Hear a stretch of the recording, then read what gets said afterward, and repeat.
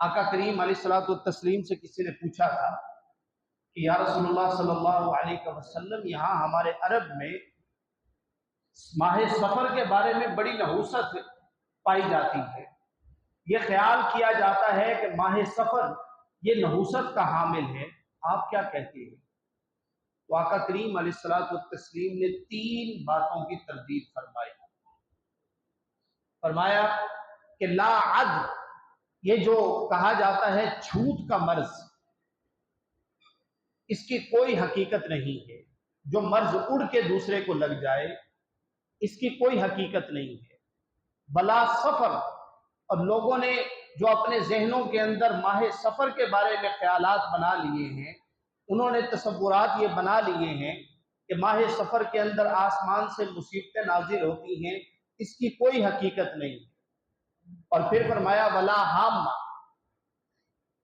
یہ ہمارے ہاں بھی یہ چیز ذہنوں کے اندر آتی ہے کہ اگر کسی گھر کے اوپر الو بول جائے تو وہاں ویرانی ہو جاتی ہے۔ یہی عقیدہ عالم عرب کے جاہلوں کا تھا، نادانوں کا تھا، اور وہی ہم بنا کے بیٹھ گئے ہیں۔ تو آقا کریم علیہ الصلوۃ والتسلیم نے فرمایا کہ نہ اڑ کر کسی بیماری کا لگنا کوئی حقیقت ہے، نہ ماہ سفر کے بارے میں توہمات کا شکار ہونا اس کی کوئی حقیقت ہے، اور نہ ہی اگر گھر کے اوپر کہیں الو بول جائے تو اس کی کوئی حقیقت ہے۔ یہ بدشگونی نہیں ہوتی۔